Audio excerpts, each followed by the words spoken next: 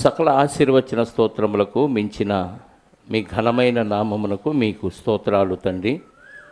సమస్త శరీరాత్మలకు తండ్రిగా ఉన్న మా పరలోకపు తండ్రి, అదృశ్యుడ ఆత్మస్వరూపి, అనంత జ్ఞానివైన దేవ, మీ శక్తి సామర్థ్యాలను బట్టి, మీ బాహుబలాన్ని బట్టి మీకు స్తోత్రములు, మీ పరిశుద్ధతను బట్టి మీకు స్తోత్రాలు చెల్లిస్తూ, మేము కూడా పరిశుద్ధులుగా ఉండాలని మమ్మల్ని పరిశుద్ధపరచడానికి ఎంతో పెద్ద ప్రణాళికను సిద్ధం చేసి, ఆ ప్రణాళికను ఆయా కాలాల్లో మీరు అమలుపరుస్తూ వచ్చిన విధానాన్ని బట్టి స్తోత్రాలు.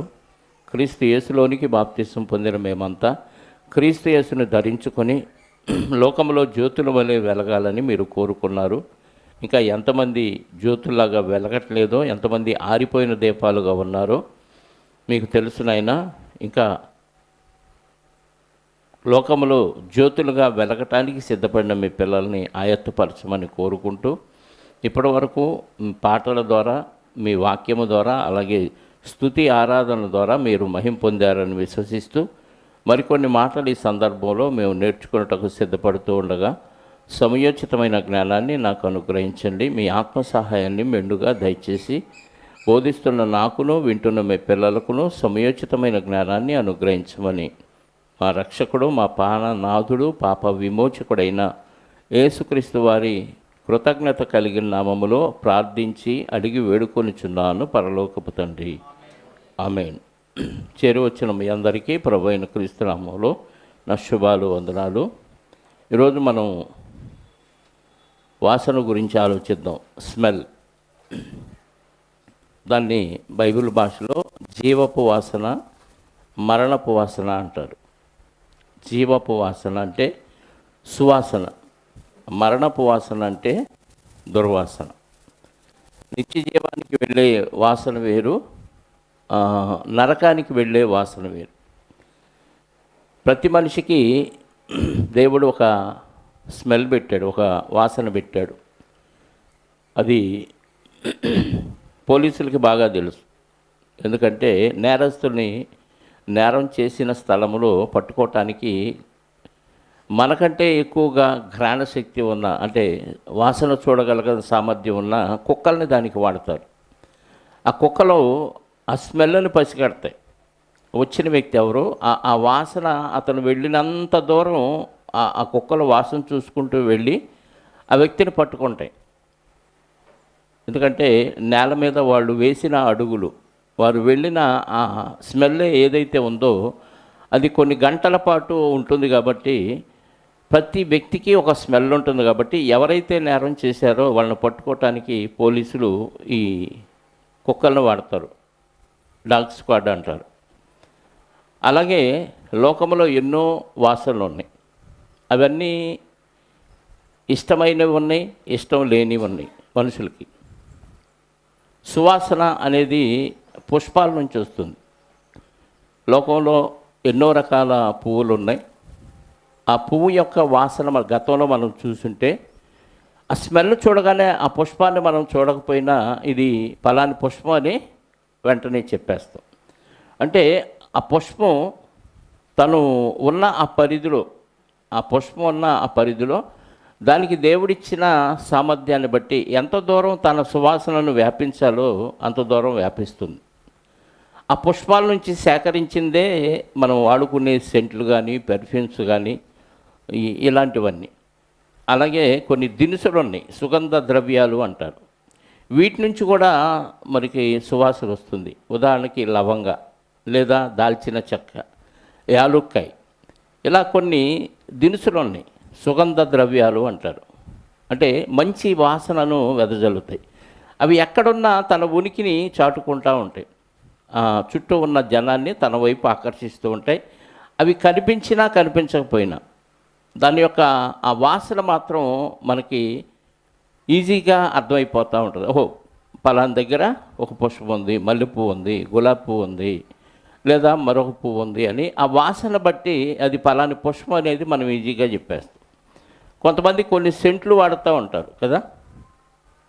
సెంటు ఎప్పుడు ఇక అది ఒకటే బ్రాండ్ వాడేవాళ్ళు ఉన్నారు, రకరకాల సెంట్లు వాడేవాళ్ళు ఉన్నారు. ఒకే రకమైన బ్రాండు సెంటు వాడేవాళ్ళు అందరికీ సుపరిచితులు అవుతారు. ఆ స్మెల్ రాగానే ఆ వ్యక్తి కనపడకపోయినా పలానా ఆయన వస్తున్నాడు అని ఈజీగా గుర్తుపడతాం. మనిషికి ఉండే స్మెల్లు చెమట ఆ సెంటుతో కలిపి సపరేట్గా ఒక వాసన వస్తుంది. ఒకే సెంటు అందరూ కొట్టుకున్న కొంచెం వ్యత్యాసంతో వాళ్ళ యొక్క శరీర తత్వాన్ని బట్టి శరీరంలో నుండి ఉత్పత్తి అయ్యే చెమటతో కలిసి పర్ఫ్యూమ్ ఏమవుతుందంటే ఒక డిఫరెంట్ స్మెల్ని ఇస్తుంది. అది ఇప్పుడు ఏదో ఒక బ్రాండ్ మనం వాడామనుకోండి, ఆ బ్రాండు అందరికీ ఒకే బ్రాండ్ వాడినా వాళ్ళ యొక్క చెమటతో కలిసి వచ్చే స్మెల్ కొంచెం డిఫరెంట్ ఉంటుంది. అది బాగా గమనిస్తే తప్ప మనకు అర్థం కాదు. అంటే టోటల్గా వాసన అనేది తన ఉనికిని ఎక్కడున్నా చాటుకుంటుంది, అనేక మందిని తన వైపు ఆకర్షిస్తూ ఉంటుంది. అలాగే వైద్య రంగంలో కూడా ఈ వాసనను ఉపయోగిస్తూ ఉన్నారు. వైద్య రంగంలో దాన్ని అరోమా థెరపీ అంటారు. అంటే వాసన చూపించి రోగాన్ని తగ్గించే ఒక వైద్యం ఉంది, తెలుసా? ఏ రోగానికి ఏ స్మెల్ చూపిస్తే, ఎంతసేపు చూపిస్తే ఆ రోగం తగ్గుతుందో అనేది కూడా మరి వాసన ద్వారా రోగాలను తగ్గించే ఒక థెరపీ వచ్చింది. దాన్ని అరోమా థెరపీ అంటారు. అంటే సువాసన అనేది ఎన్ని రకాలుగా మనిషికి ఉపయోగపడుతుందో మనకు అర్థమైంది. అలాగే దేవుడు కూడా ఆత్మకు కూడా మనకి శరీరానికి ఉన్నట్టుగానే అవయవాలు ఉన్నాయి. ఆయనకి కాళ్ళు చేతులు ఉన్నాయి, ఆయనకి ముక్కు చెవులు నోరు, ఈ అవయవాలన్నీ ఆయనకి ఉన్నాయి. కాకపోతే శరీర సంబంధమైన అవయవాలు లేవు, కానీ ఆత్మగా ఆయన కూడా ఒక ఆకారాన్ని కలిగి ఉన్నాడు. ఆయన చూస్తున్నాడు, ఆయన వింటున్నాడు, ఆయన మాట్లాడుతున్నాడు, ఆయన కూడా వాసన చూస్తున్నాడు, ఆయన కూడా క్రియలు చేస్తున్నాడు. ఆయన హస్తములు మన శరీరాన్ని నిర్మించాయని ఉంటుంది. కాబట్టి ఆత్మైన దేవుడికి కూడా వాసనలు అంటే ఇష్టం. ఏ వాసన ఇష్టం? మనకే వాసన ఇష్టం? దుర్వాసన ఇష్టమా, సువాసన ఇష్టమా? దుర్వాసన ఎక్కడి నుంచి వచ్చింది? పాడైపోయిన వస్తువుల నుంచి వచ్చింది. పాడైపోయిన కూరగాయలు కానీ, తినే ఫ్రూట్స్ కానీ, లేదా పాడైపోయిన చనిపోయిన జంతు కళేబరాల నుంచి కానీ, లేదా మనిషి చనిపోయినా కానీ అందులో నుంచి అప్పటి వరకు సువాసన వెదజల్లిన ఆ వ్యక్తి చనిపోయిన కొన్ని గంటల్లో ఏ వాసన వెదజల్లుతాడు? దుర్వాసన. ఏది నచ్చింది మనకి? సువాసన, దుర్వాసన? సువాసన అంటే అందరికీ ఇష్టం. దుర్వాసన అనగానే, సువాసన అయితేనేమో ముక్కులు బాగా వెడల్పు చేసి పీలుస్తూ ఉంటారు, దుర్వాసన అయితే ఉన్న ముక్కుల్ని మూసేసి అలా పక్కకి వెళ్ళిపోతూ ఉంటారు. సువాసన ఆకర్షిస్తుంది, దుర్వాసన వికర్షిస్తుంది, అంటే దూరంగా నెట్టేస్తూ ఉంటుంది. దేవుడికి కూడా సువాసన ఇష్టం. కొన్ని వచనాలు మనం చూసుకొని ముందుకు వెళదాం. ఆదికాండము 8వ అధ్యాయము 21వ వచనాన్ని ఒకసారి చూడగలిగితే, నోవాహు జలప్రళయం తరువాత నోవాహు గారు ఓడలో నుంచి దిగిన తర్వాత, అంటే మనుషులందరూ ఆ తరములో ఉన్నవారందరూ చనిపోయారు, ఆ కాలంలో భూమి మీద ఉన్నవారందరూ.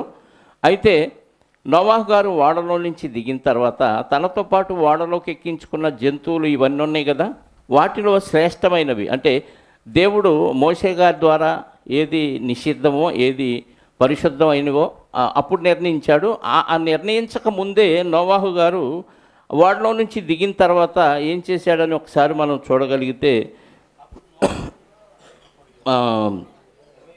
18 నుంచి చూద్దాం.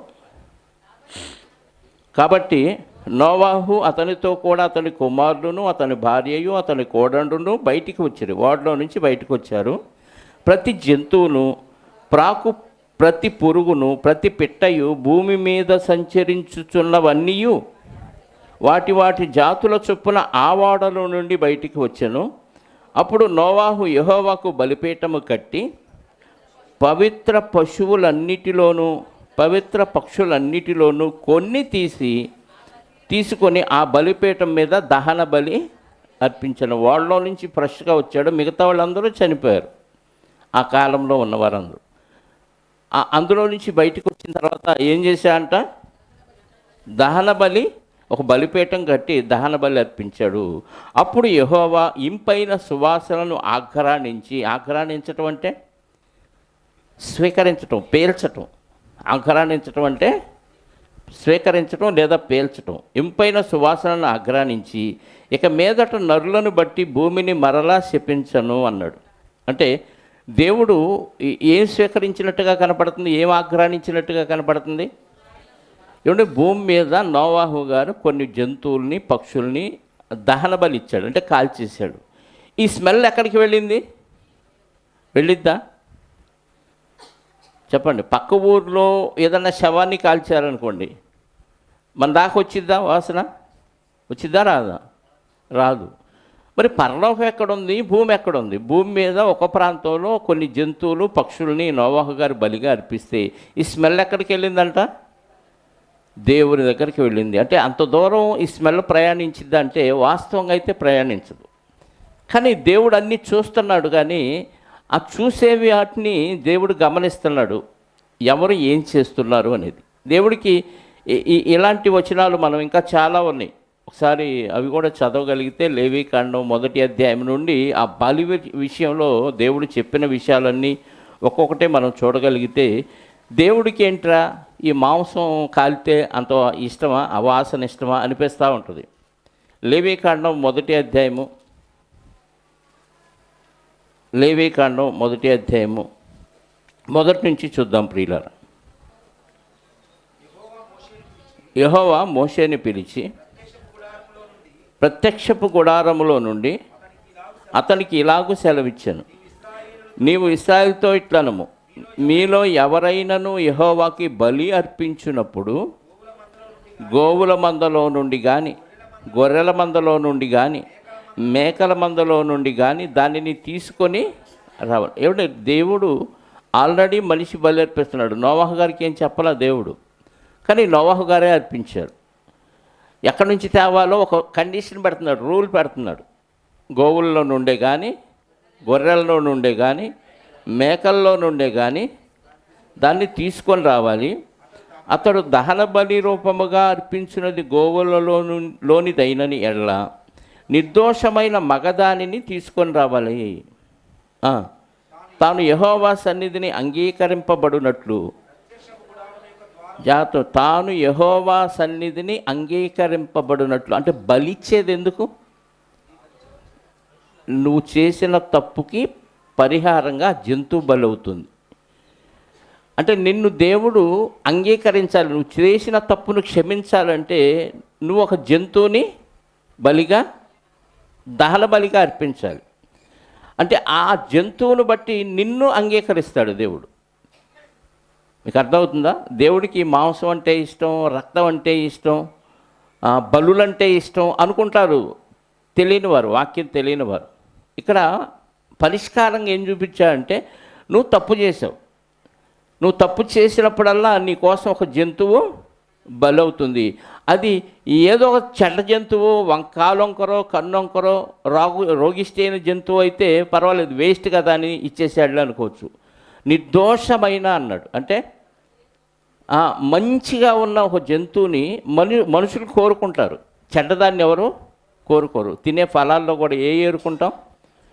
కూర వండుకునే కూరగాయలు కానీ అన్నీ శ్రేష్టమైనవి వండుకుంటాం, శ్రేష్టమై ఏరుకుంటాం. చెడ్డవి ఎవరు వండుకోరు. ఈ హోటల్ వాళ్ళు అంటే చెడ్డవి మంచివన్నీ కలిపేసేసి మొత్తం కలగూర కంపజేసేసి వండేస్తారు. మనకు దానిలో కాస్త మసాలా కలపగానే ఆహా భలే ఉందనుకుంటాం. మంచి కోరుకుంటాం మనుషులుగా. మరి దేవుడు కూడా ఏం కోరుకుంటున్నాడు? మనిషిలో మంచితనాన్ని కోరుకుంటున్నాడు. నీకోసం ఒక జంతువు బలైపోతుంది, నిన్ను నేను అంగీకరించాలంటే ఒక శ్రేష్టమైన నీకు బాగా ఉపయోగపడే ఒక జంతువుని కానీ పక్షిని కానీ నువ్వేం చేయాలి? నీ నిమిత్తం బలిగా అర్పించాలి, నిన్ను నేను అంగీకరించినట్టు అంటున్నాడు. అంటే బలి ఇక్కడ మనకి ఏం తెలియజేస్తుంది అని అంటే, ఒక వ్యక్తి చేసిన పాపారానికి పరిహారంగా ఒక అమాయక జీవి బలవుతుంది. అప్పుడు మనకి ఏమనిపించాలి? నాకు చాలాసార్లు ఒక ఆలోచన వచ్చింది, చర్చికి ఎన్ని సంవత్సరాలు చెప్పినా ఆలస్యంగానే వస్తున్నారు.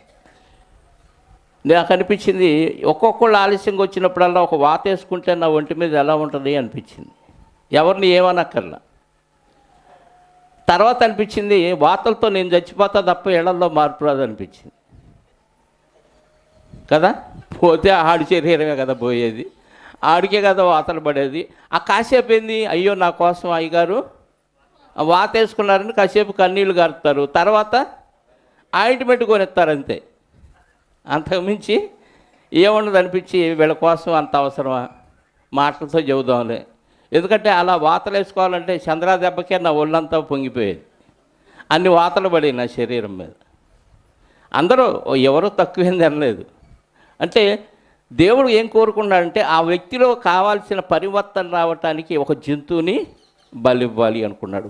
ఆ జంతువుని బలివ్వగానే దేవుడికి ఏం సంతోషం వేసిందంటే, ఎప్పటికైనా నా బిడ్డలో మార్పు వచ్చింది, నా కోసం ఒక అమ్మాయికి జీవి బలైపోయిందే, దాన్ని నేను నా తప్పు కోసం దాన్ని నేనే వధిస్తున్నానే. బలి ఇచ్చేటప్పుడు ఏం చేస్తా అంటే, యాజకుడు ఉంటాడు బలిపీఠం దగ్గర, ఎవరైతే తప్పు చేశారో ఆ వ్యక్తి ఒక జంతువుని తీసుకెళ్ళి దాని తల మీద ఎలా చేయబెట్టి, ఇదిగో నా పాపాలన్నీ ఈ జంతువు మీదకి ట్రాన్స్ఫర్ చేస్తున్నాను అనగానే, ఇప్పుడు నీవు బలవ్వాలి ఆ తప్పుకి. వాస్తవంగా నువ్వు మెడ నరకబడి చంపబడాలి, ఆ చంపబడిన నీ దేహాన్ని కట్టెల మీద కాల్చేయాలి. ఇది జరగవలసిన ప్రాయశ్చిత్తం. అయితే నీ బదులు ఒక జంతువు మెడ నరకబడి రక్తం అంతా బలిపీఠం మీద ప్రోక్షించబడి, నీ బదులుగా ఒక జంతువు బలిపీఠం మీద ఏమవుతుంది, దహన బలి. ఎన్నిసార్లు బలులు ఇస్తున్న మనుషులు ఏమైపోతున్నారంటే, ఏముందలే ఒక 50 రూపాయలు పెడితే, ఆ రోజుల్లో అదో పావలానో రూపాయో ఎంతో చాలా తక్కువ. ఈరోజైతే మహా అయితే ఒక 10,000, ఒక 20,000, ఒక 50,000 పెడితే ఒక జంతువు వస్తుంది. కాబట్టి నేరం చేయటానికి ఏమాత్రం మనిషి వెనకాడకుండా జంతువులను రెడీ చేసుకునే స్థితిలోనికి ఇశ్రాయేలీయులు మారిపోయారు. ఆ బలులు ఆ క్రమం ఎందుకు పెట్టాడు అంటే, దేవుడు ఏదో స్మెల్ పీల్చుకొని సంతోషిస్తాడని కాదు, ఒక వ్యక్తిలో పరివర్తన రావటానికి ఇది కారణమైంది కదా అని. ఎప్పుడైతే ఒక జంతువును బలించావో ఆ జంతువును బలించిన వ్యక్తి హృదయాన్ని చూసి ఇంపైన సువాసన ఆగ్రానిస్తాడు. అక్కడ కండిషన్ చెప్పాడు, ఏంటి, మీరు ఇలాంటి బలులు ఇస్తే నేను ఇంపైన సువాసనను ఆగ్రానిస్తాను అన్నాడు. కానీ అలాంటి బలులు ఇవ్వాల, వీళ్ళలో ఏ మార్పు రావట్లేదు. కానీ జంతువులను అయితే రెడీ చేసి మనుషులు ఏం చేస్తున్నారంటే, దేవుడికి బలిచ్చాను, అమ్మయ్య దేవుడు చెప్పాడు నేను చేసేసాను, దేవుడు చెప్పాడు నేను చేసేసాని ఒక పారంపర్య ఆచారంగా ఈ బలులు ఆచారాలు ఏర్పాటు చేసుకున్నారే తప్ప, ఎన్ని జంతువులను బలిచ్చినా వేళల్లో ఎలాంటి మార్పు రాలేదు. మీకోసం ఎన్ని వాతలు పెట్టుకున్నా మార్పు వచ్చిద్దా చెప్పండి? 4 రోజులు కొత్త, 5వ రోజు వచ్చే వారం చెప్పండి ఆలస్యంగా వెళ్ళాం, ఒక వాతేగా ఆయనేగా పెట్టుకునేది, మనకేమైందిలే అని హ్యాపీగా లేటుగానే వస్తారు తప్ప ఏ ఒక్కరిలో మార్పు రాదు. ఒకళ్ళు వస్తే ఒకళ్ళు ఇద్దరు ఏమన్నా వస్తే వచ్చే అవకాశం ఉంది కదా. దేవుడు కూడా అందుకే బళ్ళు పెట్టాడు. జంతువుల్లో కానీ గోవుల్లోనే కానీ నిర్దోషమైన మగదాన్ని తీసుకొని రావాలను, తాను యెహోవా సన్నిధిని అంగీకరింపబడినట్టు. ఒక వ్యక్తి దేవుడు అంగీకరించాలంటే నీ కొరకు ఒక జంతువు బలైపోవాలి. ప్రత్యక్షపు గుడారం యొక్క ద్వారమునకు దాన్ని తీసుకొని రావాలను, అతడు దహన బలిగా అర్పించు పశువు తల మీద తన చెయ్యినుంచవలెను. ఎందుకు? నువ్వు చేసిన పాపాలు దోషాలు అపరాధాలన్నీ ఆ జంతువు మీదకి ట్రాన్స్ఫర్ అయిపోయాయి. చేతులుంచవలెను, అతని నిమిత్తము ప్రాయశ్చిత్తము కలుగునట్లు అది అతని పక్షముగా అంగీకరింపబడును. ఇక్కడ జాగ్రత్తగా వినండి, అతని నిమిత్తం ప్రాయశ్చిత్తము కలుగునట్లుగా అతనిని ఏమన్నాడు? అతని పక్షముగా అంగీకరింపబడును అంటున్నాడు. ఆ జంతువు అతని పక్షంగా అంగీకరింపబడాలంటే ఇచ్చే వ్యక్తి ఏ ఉద్దేశంతో ఇవ్వాలి చెప్పాలి? ఇచ్చే వ్యక్తి ఏ ఉద్దేశంతో ఇవ్వాలి?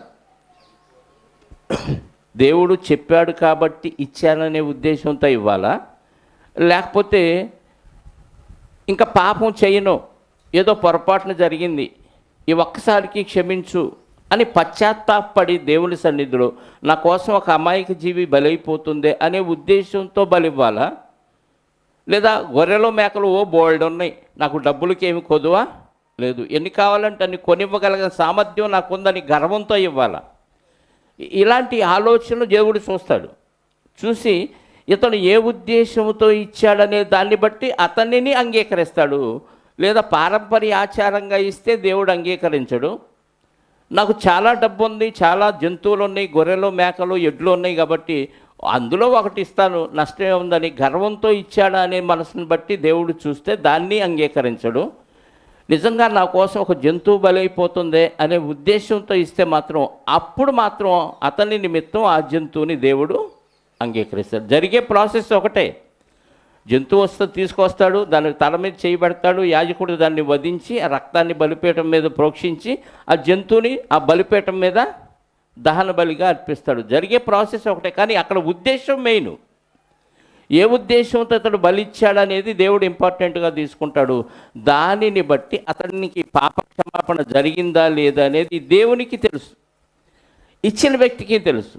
కానీ మనుషులు ఎలా మారిపోయారంటే, దేవుడు చెప్పాడు, ఇచ్చేసాను, అయిపోయింది, నాకు పరిహారం వచ్చేసిందని దేవుడు క్షమించకపోయినా క్షమించినట్టుగా ఫీల్ అయిపోయి వెళ్ళిపోయే పరిస్థితిలోకి వచ్చింది.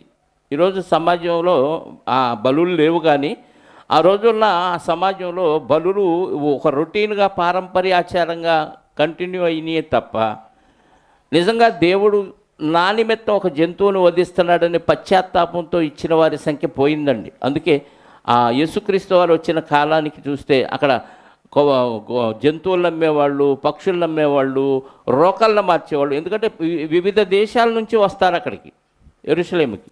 వచ్చినప్పుడు ఆ దేశంలో వాడే నాణ్యం ఇక్కడ చెల్లదు, కాబట్టి ఆ నాణ్యాన్ని తీసుకొని మనీ ట్రాన్స్ఫర్ అన్నమాట. ఇక్కడ చెల్లే నాణ్యాలు ఇచ్చేవాళ్ళు కూడా అక్కడ ఆ దేవాలయంలో వ్యాపారస్తులుగా తయారైపోయారంటే మనుషులకి బలిచ్చే ఆచారం ఎలా మారిపోయిందంటే ఒక వ్యాపారంలాగా మారిపోయింది.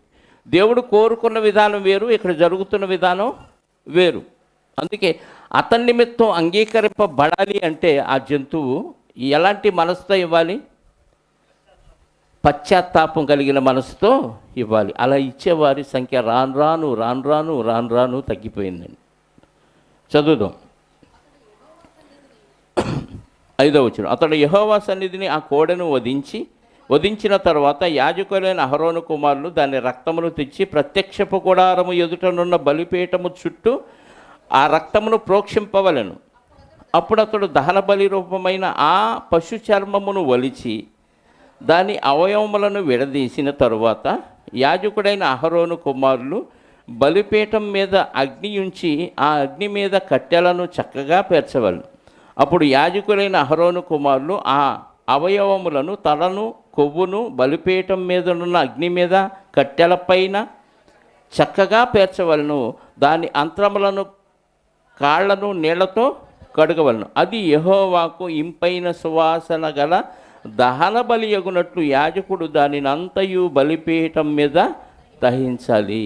వేటిని ఏం చేయాలో అవన్నీ చేస్తే అప్పుడు ఈ వాస్తవంగా ఈ కార్యక్రమాలన్నీ మనిషికి చేస్తే అంతరాలు తీయటం, తోలు అలవటం, ఇవన్నీ మనిషికి చేస్తే ఎలా ఉంటుంది? ఇంకా పశ్చాత్తాపడటానికి అవకాశం లేదు. ఈ కార్యక్రమాలన్నీ ఆ బలి తెచ్చిన వ్యక్తి కళ్ళ ముందే జరుగుతున్నాయి.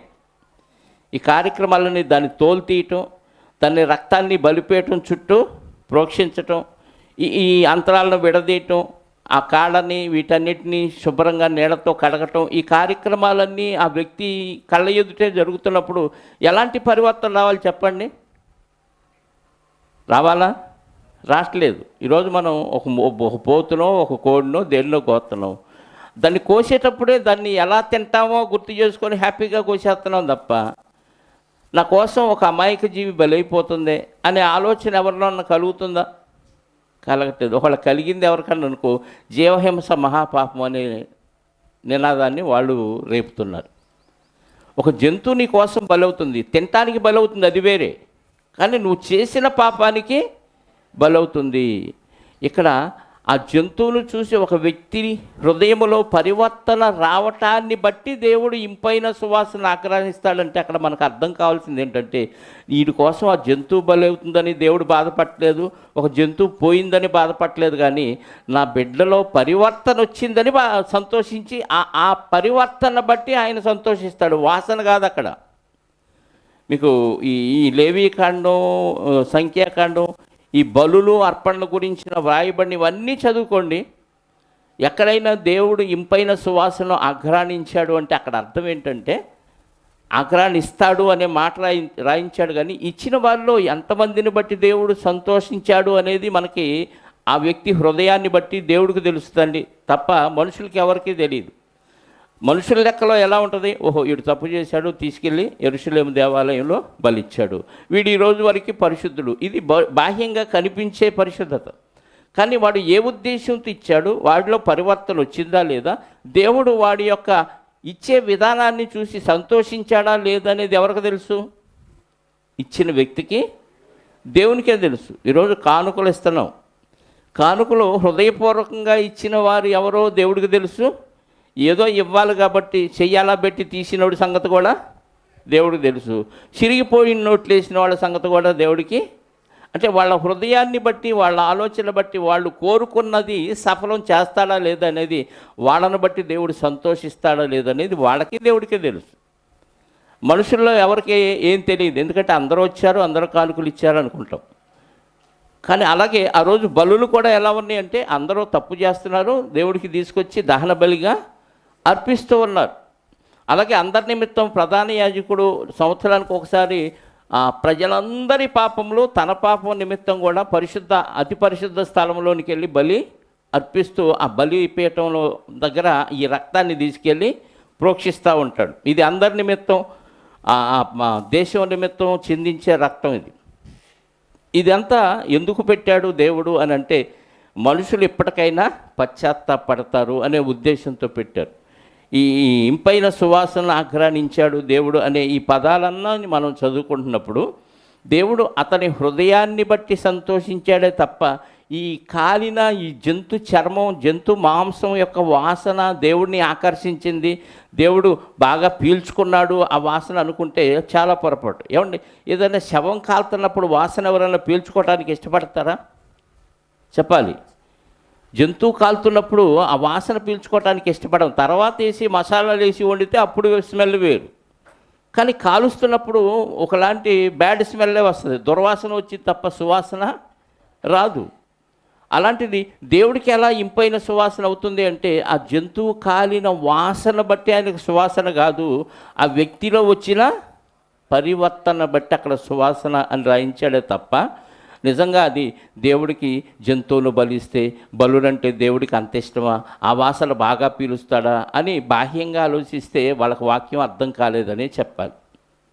ఇలా లేవీకాండం, సంఖ్యాకాండం వీటన్నిటిలో మనం జాగ్రత్తగా చూస్తే మనుషుల నిమిత్తమే బలులు స్వీకరించడం దేవుని చిత్తమైనప్పుడు, ఎందుకు స్వీకరించాలంటే బలి కాదు అక్కడ ఆయన స్వీకరించింది, బలిచ్చిన హృదయాన్ని స్వీకరించాడు. మనందరికీ తెలుసు కయ్యేను హేబేలు 4వ అధ్యాయంలో కయ్యేను బలిచ్చాడు, హేబేలు కయ్యేను అర్పణ ఇచ్చాడు, హేబేలు బలిచ్చాడు. అంటే దేవుడికి రక్తం ఇష్టం అండి, జంతువు బలి ఇష్టం అండి. అందుకే హేబేలు జంతువుని ఇచ్చాడు కాబట్టి, తన శ్రేష్టమైన గొర్రెల్లో ఒక దాన్ని ఇచ్చాడు కాబట్టి హేబేల్ అంటే దేవుడు ఇష్టపడ్డాడు. కయ్యేను ఏమి ఇచ్చాడు?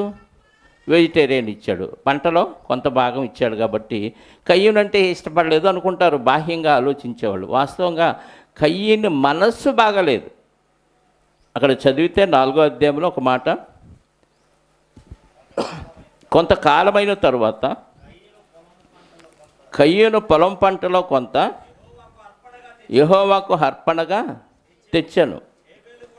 హేబేలు కూడా తన మందలో తొలుచూలన పుట్టిన వాటిని, కొవ్విన వాటిని కొన్నిటిని తెచ్చాను. యెహోవా హేబేలును, ఎందుకు హేబేలు అతన్ని అర్పణను లక్ష్య పెట్టాడంటే, యోహాను గారు తన పత్రికలో రాశారు ఈ విషయాన్ని. యోహాను గారు రాసిన మొదటి పత్రిక 3వ అధ్యాయము 12వ వచనం చూడండి. ఇక్కడ ప్రశ్నగానే ఉంది. హేబేలు కయ్యేను అర్పించిన అర్పణలు ప్రశ్నగా ఉన్నాయి, కానీ సమాధానం దేవుడు కొత్త నిబంధనలో రాయించాడు. యోహాను గారు రాసిన మొదటి పత్రిక 3వ అధ్యాయము 12వ వచనం, మనము కయ్యేను వంటి వారమై ఉండరాదు, వాడు దుష్టుని సంబంధి అయి తన సహోదరుని, అంటే ఎవరు పార్టీలోకి వెళ్ళిపోయాడు? దుష్టుడు సాతాను పార్టీలోకి వెళ్ళిపోయాడు కాబట్టి సహోదరుని చంపాడు. సహోదరుని ఎందుకు చంపాడు? వాడు అతను ఎందుకు చంపాను? తన క్రియలు చెడ్డవియు తన సహోదరుని క్రియలు నీతిగలవై ఉండెను కనుకనే కదా. అంటే అర్పణ అయితే ఇచ్చాడు, కానీ మనస్సు దేవుని చెంత లేదు, దేవునికి ఇష్టంగా లేదు. దేవునికి నా దేవునికి నేను కృతజ్ఞతగా ఇస్తున్నాననే ఉద్దేశం లేదు. మంచి పనులతో అర్పణ ఇవ్వలేదు. ఆడిచ్చాడు, నేను ఈపోతే బాగోదని ఇచ్చాడు. అర్థమైందా? అవతలోడు ఇచ్చాడు కాబట్టి నేను ఈపోతే బాగోదని ఇచ్చాడు. నేను కూడా చెప్తాను, ఇప్పుడు ఆ రామాలయం మీద చందాలు ఇస్తున్నారు. రోజు ఉదయం సాయంత్రం ఇచ్చిన దాతల యొక్క పేర్లు అక్కడ చదువుతున్నారు. ఇప్పుడు ఎవరు ఇవ్వలేదో అర్థమైపోయిందా ప్రజలందరికీ? మీకు అర్థమవుతుందా? ఏ ఇంటి వారు ఇవ్వలేదో అర్థమైద్దా? మైక్లో చదివితే అర్థమైద్ది. ఇప్పుడు మీరు కూడా ఇచ్చే కానుకలు అర్పణలు ఏమన్నా ఉంటే, పలానావా నాకు మామిడికాయలు ఇచ్చారు, పలానోళ్ళు కోడిగుడ్డు ఇచ్చారు, ఇలా చదివాను అనుకో.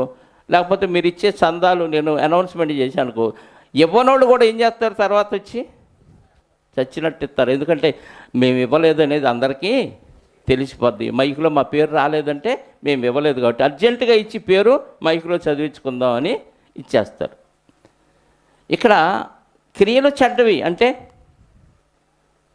క్రియలు చెడ్డవంటే ఈ క్రియల ద్వారా ఏం తెలియజేస్తున్నాడు? దేవునికి ఇష్టడుగా లేడు, దుష్టుని సంబంధి అంటే దుష్ట క్రియలు తెలియజేస్తున్నాడు. కాబట్టి అర్థమైపోయింది, ఇతను ఇవ్వాలని ఇస్తున్నాడు తప్ప, ఆడిచ్చాడు నేను ఇపోతే బాగోదని ఇచ్చాడే తప్ప, దేవుడిచ్చాడు, ఇవన్నీ దేవుడిచ్చాడు కాబట్టి దేవునికి నేను ఇవ్వాలి అనే ఉద్దేశంతో ఇవ్వలేదు. వాస్తవంగా భూమి మీద దేవుడికి మనం ఏమి ఇవ్వగలం చెప్పండి?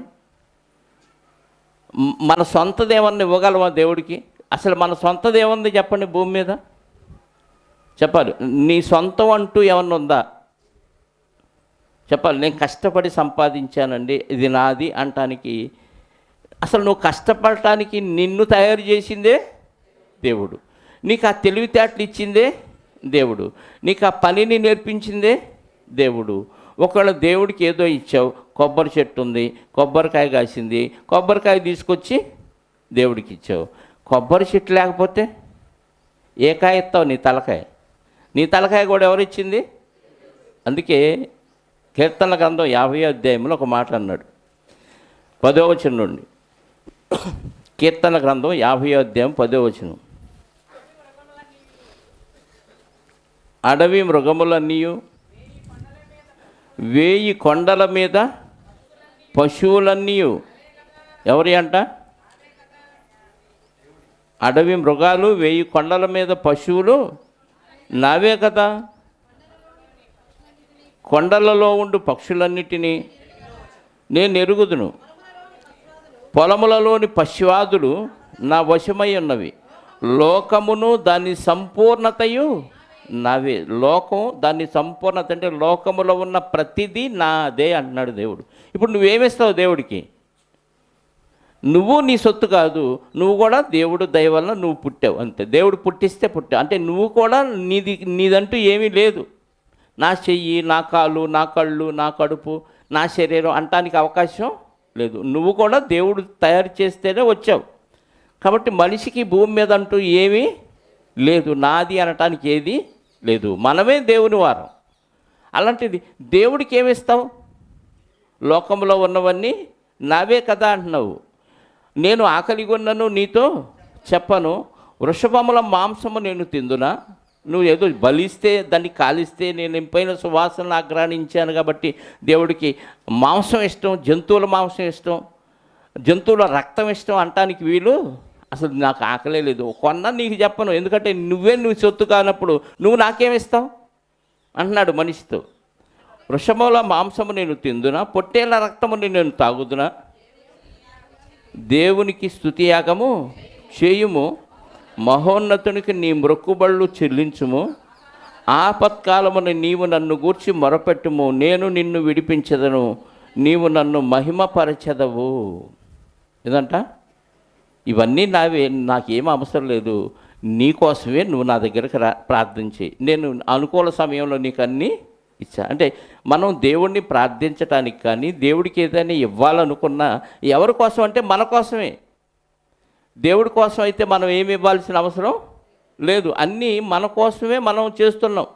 దేవుడు మన మనవినివి మనం అనుకున్నవి నెరవేర్చడానికి దేవుడికి మనం ఏదో ఇష్టపూర్తిగా ఇవ్వాలి. ఎందుకంటే అన్నీ ఆయన ఇచ్చాడు.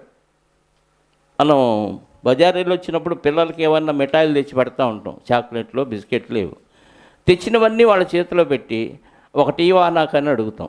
అడుగుతారా? ఎందుకు అడుగుతారు? ఏ ఆశపడా, కక్కుర్తిపడా? ఎందుకు అడుగుతాం? వాళ్ళు ఇచ్చే మనసు ఉందా లేదా? అలాగే దేవుడు కూడా అన్నీ మనకి ఇచ్చేశాడు. ఇచ్చి నాకు నువ్వేమిస్తావో చూద్దాం అంటాడు, అడగడు.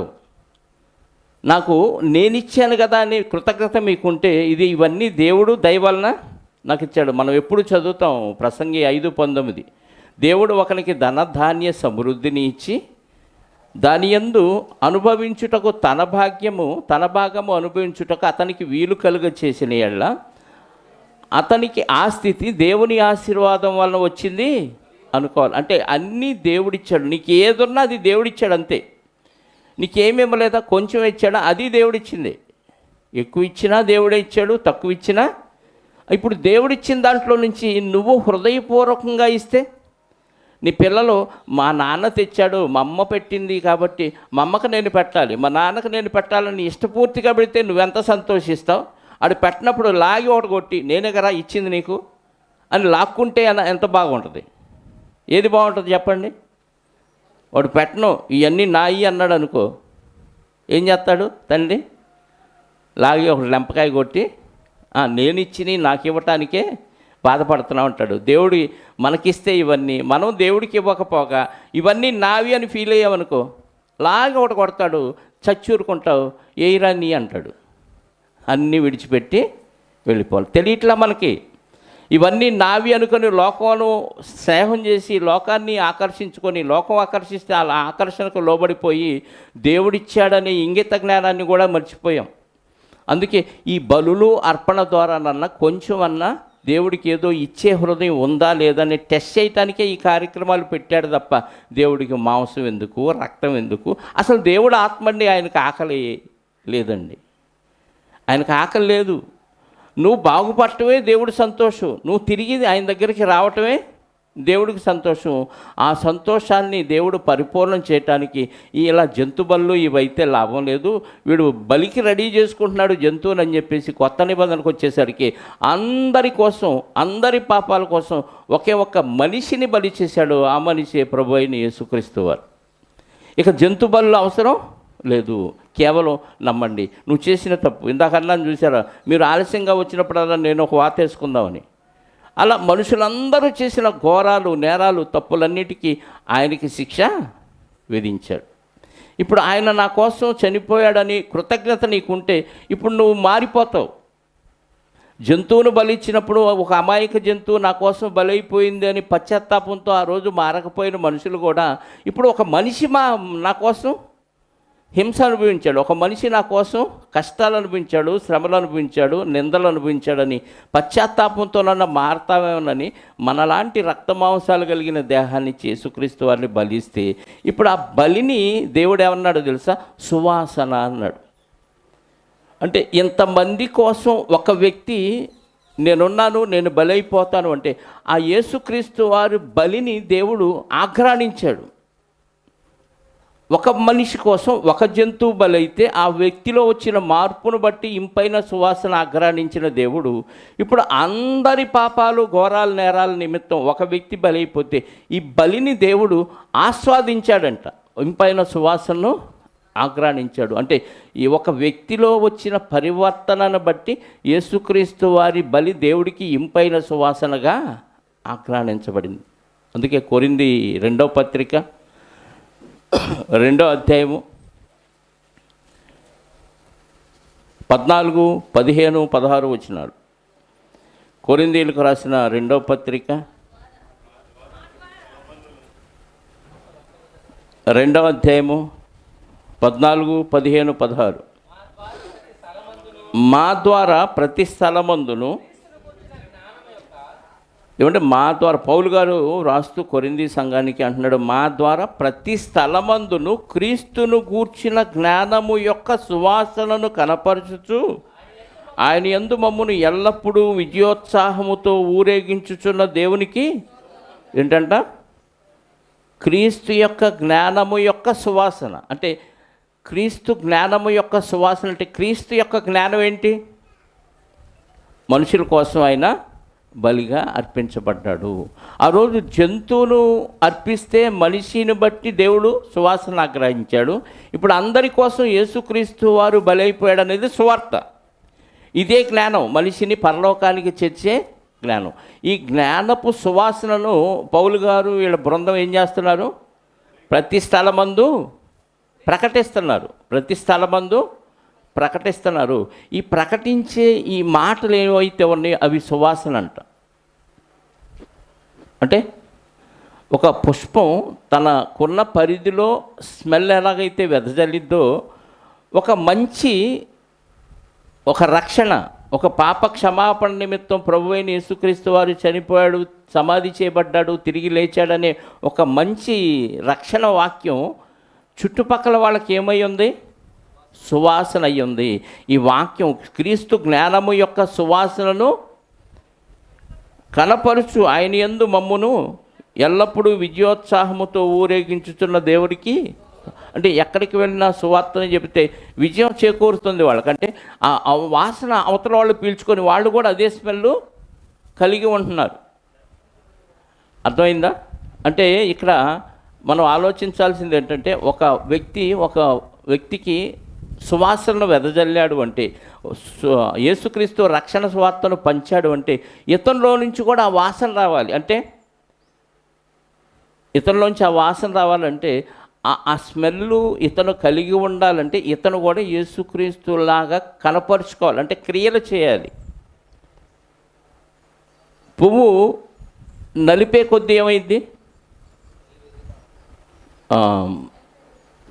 అదేది మొగలి పువ్వు కాదు, సంపంగి పువ్వు. సంపంగి పువ్వు చూశారు ఎప్పుడన్నా? పచ్చగా, ఆకుపచ్చగా ఉంటుంది, చిలక పచ్చగా. అది మామూలుగా వాసన చూస్తే లైట్గా వచ్చింది, దాన్ని నలపండి. క్రైస్తవులది కూడా అదే. యేసుక్రీస్తు వారు సిలువలో నలిగిపోయాడు కాబట్టి నలిగే కొద్దీ ఆయన వాసన ఏమైంది? పెరిగిపోయింది. దేవుడు ఆక్రాణిస్తూనే ఉన్నాడు. ఇప్పుడు ఆయన అంగీకరించిన మనము క్రీస్తులాగా మనం కూడా ఏమవ్వాలి? నలిగిపోవాలి.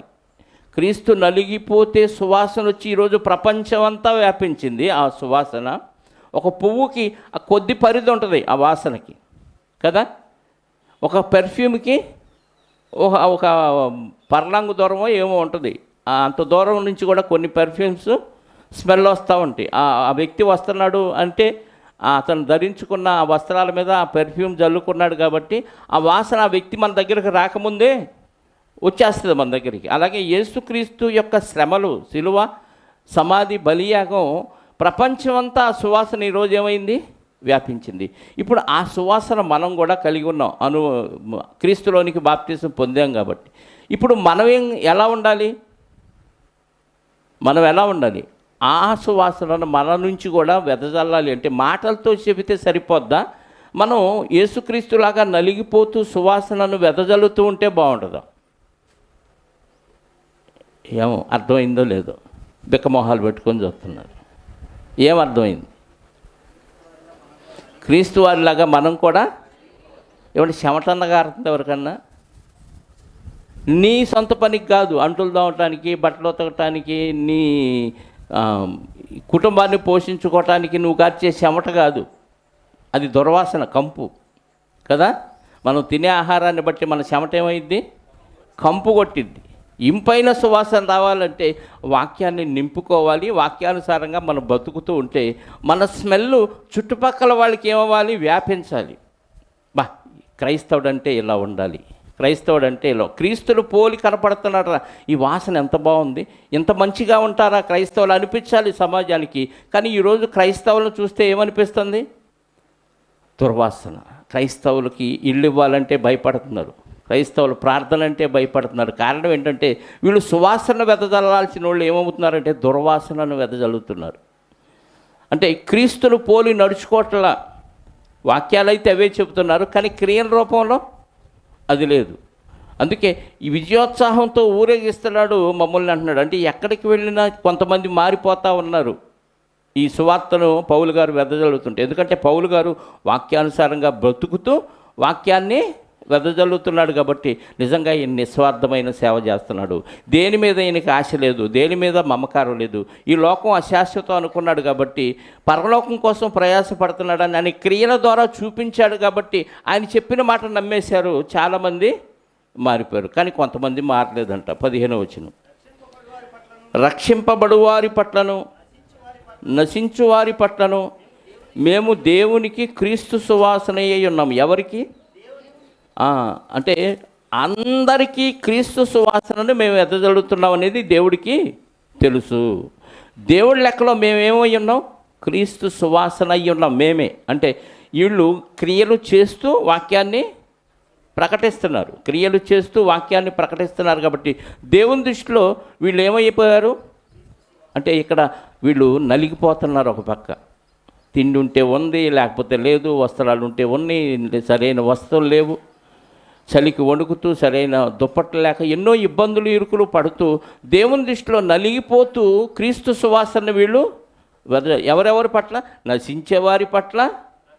అంటే అందరికీ సమానంగా పంచుతున్నాం క్రీస్తు సువాసనని. కాకపోతే స్వీకరించేవాడిని బట్టి ఉంటుంది. ఒక పెర్ఫ్యూము, ఒక సెంటు కొట్టుకొని ఇక్కడికి వచ్చామనుకోండి, మీరు అందరిని అడిగామనుకోండి, ఏ వాసన వస్తుందా మీకు అని అడిగామనుకోండి, కొంతమంది నాకు వాసన రావట్లేదంటే ఏమనాలి? కరోనా వచ్చిన టైంలో నీకు కరోనా వచ్చిందా లేదా టెస్ట్ చేసుకోవటానికి ఏం చెప్పారు? రుచి వాసన తెలియలేదనుకో, నీకు ఖచ్చితంగా కరోనా వచ్చింది అంటారు, అంతే కదా. ఇప్పుడు వాసన నీకు రావట్లా, ఎన్ని వాక్యాలు చెప్పినా నీకు ఈ క్రీస్తు సువాసన అసలు స్మెల్లే రావట్లేదంటే నువ్వు ఏ కేటగిరీలో ఉన్నావో తెలుసా? చెప్తున్నాడు, కింద అదే చెబుతున్నాడు. అందరికేమో క్రీస్తు సువాసనగా మేము ఉన్నామని దేవునికి తెలుసు అంటున్నాడు పౌలు గారు.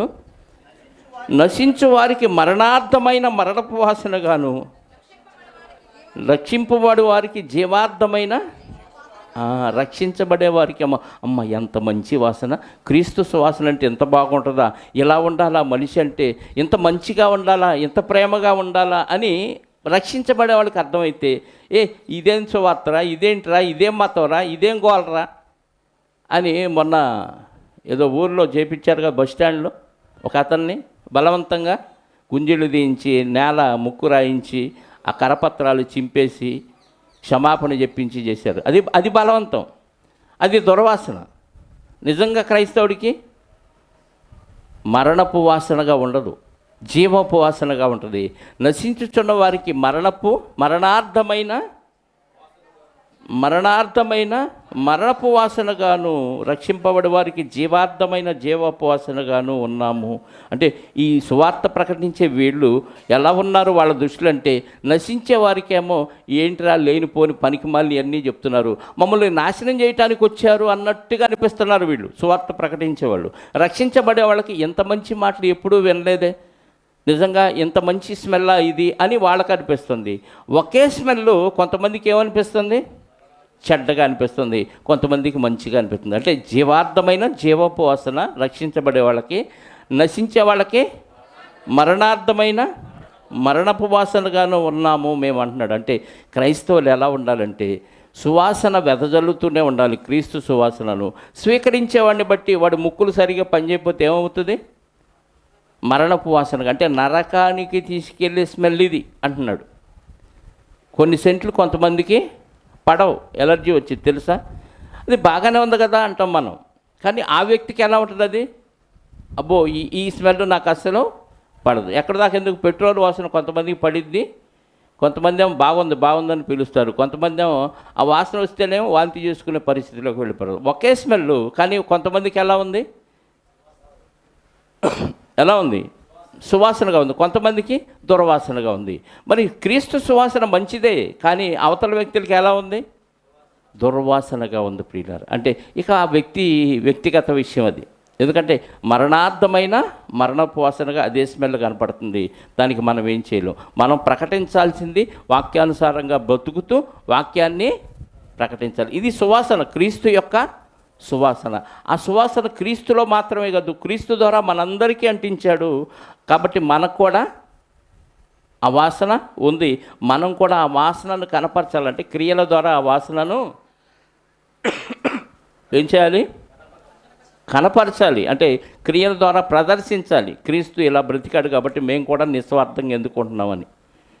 ఏమంటే క్రీస్తుని, ఈ వాక్యాన్ని పక్కన పెట్టి మనుషుల పారంపర్యాల వైపు వెళ్ళిపోయామనుకోండి, నీలో క్రీస్తు సువాసన ఏమీ కనపట్లేదు. ఇటు మరణపు వాసన కనపట్లేదు, ఇటు పక్క క్రీస్తు సువాసన కనపడలేదు. నిశ్చలంగా ఉన్నట్టుగా కనపడుతుంది. అందుకే చల్లగానైనా ఉండలేదు, నువ్వు వెచ్చగానైనా ఉండలేదు, నిలువెచ్చగా ఉన్నావు అంటే ఈ బ్యాచ్ అన్నమాట. కాసేపు ప్రార్థన ఉంటారు, కాసేపు లోకంలో ఉంటారు. ఎందుకు పనికిరాని రెంటికి చెడ్డ రేవడైపోయినట్టుగా వాళ్ళ బతుకులు ఉండిపోతాయి. ప్రయోజనం లేదు. ఎఫ్ఎస్సి పత్రిక, ఎఫ్ఎస్సీలకు రాసిన పత్రిక 5వ అధ్యాయము 2వ వచనం. ఎఫ్ఎస్సి పత్రిక 5వ అధ్యాయము.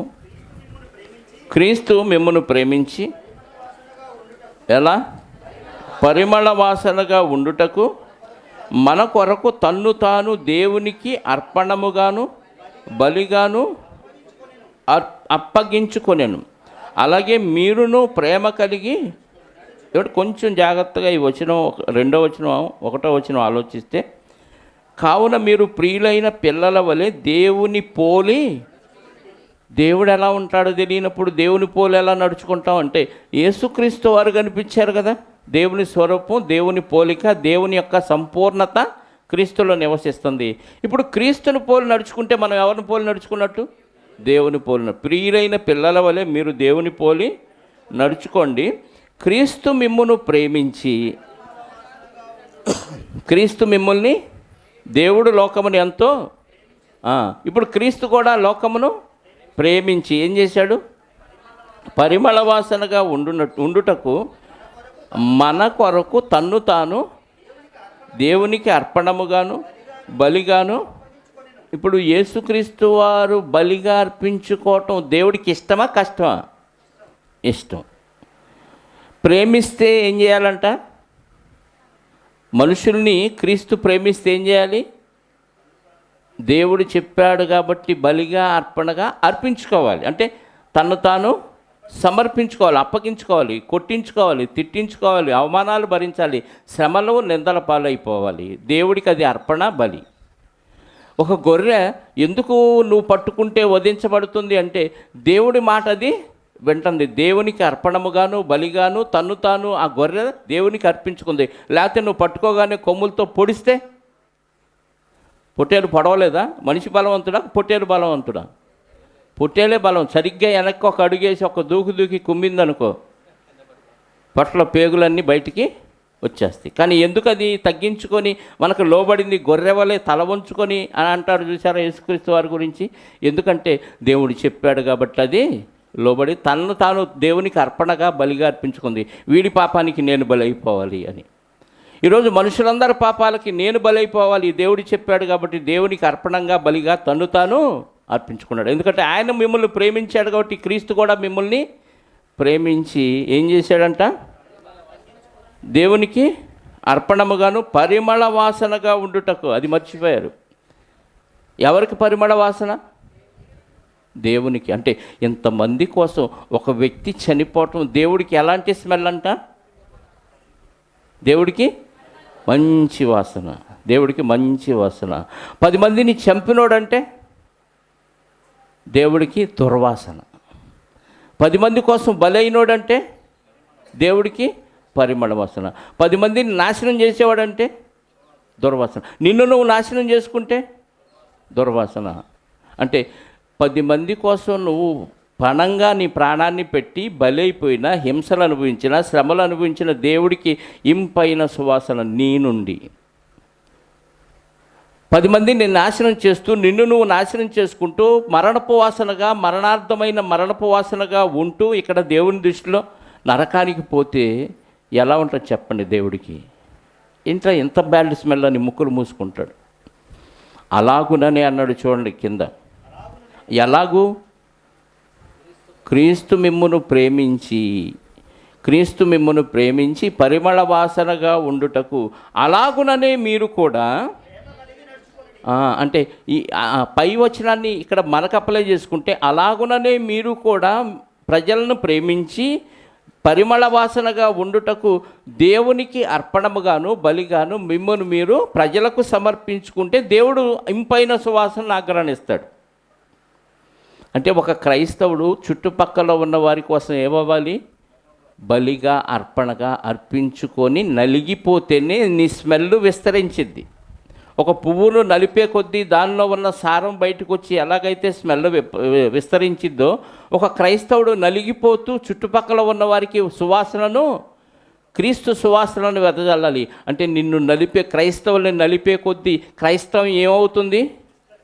సువాసన విస్తరిస్తుంది. ఇది తెలియట్లే అమాయక ప్రజలకి. నలిపే కొద్దీ స్మెల్ విస్తరించిద్ది అన్న విషయం తెలియట్లా. నలిపితే పాడైపోద్ది, ఆ పువ్వు పోయిద్దిగా అనుకుంటున్నాం, కానీ ఆ స్మెల్ అలాగే ఉంది. ఎంతమందికి అంటుకుంటుంది ఈ స్మెల్ చెప్పండి? పువ్వు అయితే ఇక్కడ నలిగిపోతుంది, దాన్ని తీసి పక్కన పెడతాం, కానీ ఈ లోపు ఈ పుష్పం ఏం చేస్తుంది? సువాసనను వెదజల్లింది. కాబట్టి ఆ సువాసనను ఆగ్రానించిన వారందరూ మళ్ళీ ఆ పుష్పాల్లాగా తయారైపోతున్నారు. ఈ రకంగా ప్రపంచమంతా క్రైస్తవ్యంతో నిండిపోయింది. క్రీస్తు యొక్క సువాసన ప్రపంచమంతా విస్తరించింది. అంటే మనుషుల్లో వచ్చే పరివర్తనే దేవుడు ఆగ్రానించే ఇంపైన సువాసన.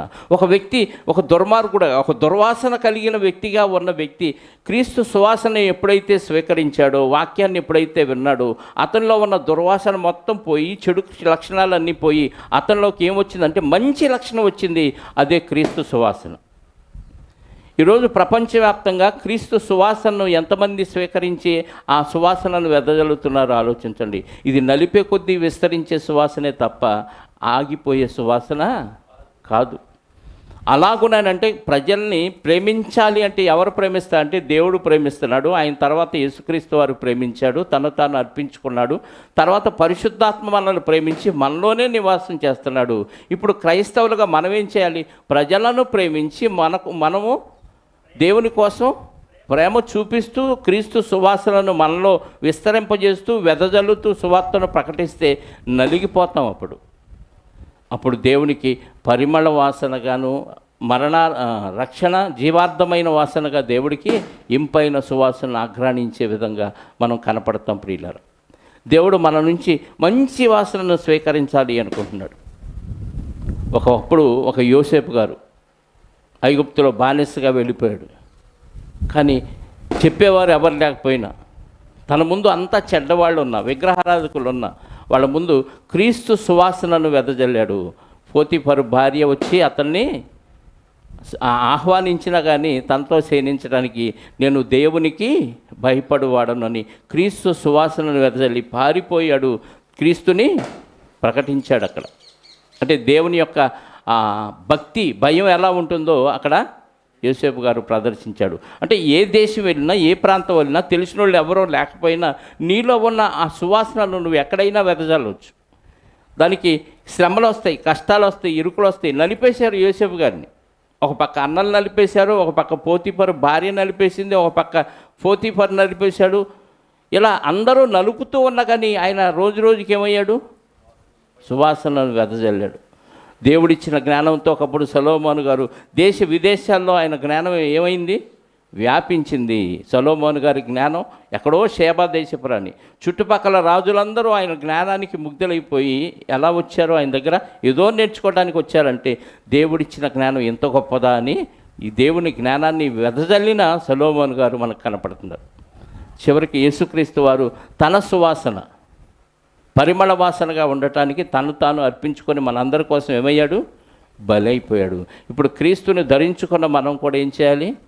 పరిమళ వాసనగా ఉంటూ ఆ పరిమళాన్ని వెదజాలి. లేదా మరణపు వాసనగా ఉన్నామనుకోండి, పేరుకేమో క్రైస్తవులు, వచ్చే స్మెల్ ఏమో బ్యాడ్ స్మెల్, అందరూ ముక్కులు మూసుకొని వెళ్తారు. క్రైస్తవుడు అంటే ఎందుకు అసహ్యం అవుతుంది సమాజంలో అంటే ఈ వాసన క్రీస్తు వాసన కాదు.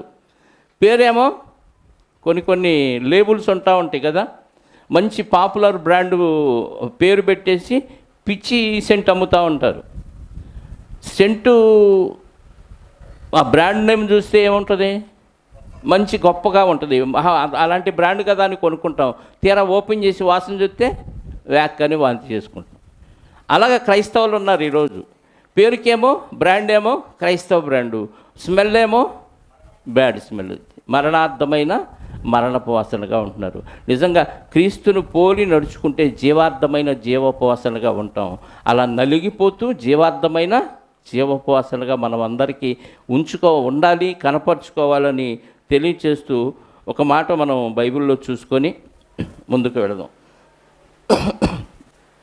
ఫిలిప్పీ పత్రిక 4వ అధ్యాయం 18-19 వచనాలు.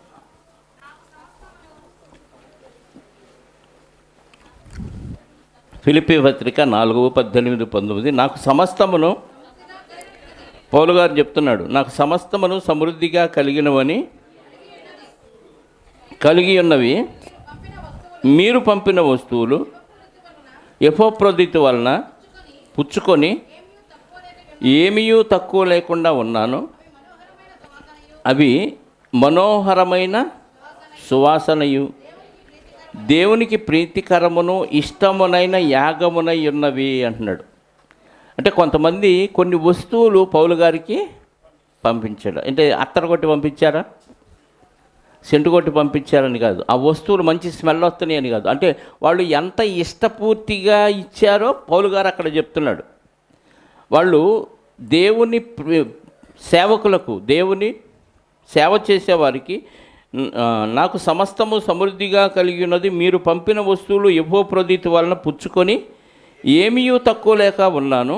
అవి మనోహరమైన సువాసనయు దేవునికి ప్రీతికరమును ఇష్టమునైన యాగమునై ఉన్నవి కాగా దేవుడు తన ఐశ్వర్యం చొప్పున క్రీస్తు యేసునందు మహిమలో మీ ప్రతి అవసరము తీర్చును అంటున్నాడు. అంటే అవతల వ్యక్తి ఎంత ఇష్టపడి హృదయపూర్వకంగా ఇచ్చాడు అనేదాన్ని అక్కడ చెప్తున్నాడు. అంటే సేవకుల కొరకు వాళ్ళు ఇష్టపూర్తిగా ఇచ్చింది నేను స్వీకరించాను, ఇది నాకు చాలా సువాసనగా, ఇంపైన సువాసనగా ఉన్నాయి. అంటే మీరిచ్చిన మనసును బట్టి నాకు చాలా సంతోషం వేస్తుంది అంటూ ఇది దేవునికి ప్రీతికరం అంటున్నాడు. కాబట్టి నువ్వు ఇచ్చిన హృదయాన్ని బట్టి దేవుడు నీకు తన ఐశ్వర్యము చొప్పున ప్రతి అవసరత అంటే నువ్వు ఇచ్చే ఉద్దేశాన్ని బట్టి దేవుడు నీకేది ఇవ్వాలో ఇస్తాడు. నువ్వు ఇచ్చేది కొద్దిగే దేవుడికి, కానీ తన లెవెల్ ఏంటి, అక్కడ ఒక పదం వాడాడు, తన ఐశ్వర్యము చొప్పున. అంటే దేవుడికి ఎంత ఐశ్వర్యం ఉంది, చాలా ఉంది. మరి నీ కొద్దిగా ఎందుకు ఇస్తున్నాడు? నువ్వు హృదయపూర్వకంగా సువాసన వెదజల్లే విధంగా, దేవుడు ఇంపైన సువాసనను ఆఘ్రాణించే విధంగా ఇవ్వట్లేదు. నీకుంది ఎక్కువ, నువ్వు ఇచ్చేది తక్కువ. అంటే సువాసన రాట్లా, దేవుడికి దుర్వాసనే వస్తుంది. అందుకే దేవుడు తన ఐశ్వర్యం చొప్పున ఇవ్వాలి అనుకున్నవి నీకు ఆగిపోయినాయి, నిధులు ఆగిపోయినాయి. ఎందుకు ఆగినాయి? దేవుడికి ఇంపైన సువాసన ఆఘ్రాణించే విధంగా నువ్వు దేవుడికి ఇవ్వట్ల. ఎపఫ్రోదితు వలన పొందుకున్నారంట ఫిలిప్పీ సంఘస్థులు. ఆయనకి ఇచ్చిన ఆ వస్తువులు ఎపఫ్రోదితు వలన పొందుకున్నా అంటే వాళ్ళు ఇచ్చిన మనసు చాలా శ్రేష్టంగా ఉంది, దేవుడికి ఇష్టకరంగా ఉంది. కాబట్టి వాళ్ళ హృదయాలోచన బట్టి, వాళ్ళ ఇష్టాన్ని బట్టి మీకు దేవుడు తన ఐశ్వర్యం చొప్పున ప్రతిదీ తీరుస్తాడు అని చెప్తున్నాడు. అంటే మనం ఇచ్చే హృదయాన్ని బట్టి దేవుడు మన అవసరత తీరుస్తాడు. మనం పిసినారితనంగా ఇచ్చామనుకో, దేవుడు కూడా ఆయనకి ఇవ్వకపోతే ఏమైందిలే, ఇచ్చినట్టుకే ఏమి ప్రతిఫలం లేదు కదా అనుకుంటాడు. అర్థమైందా?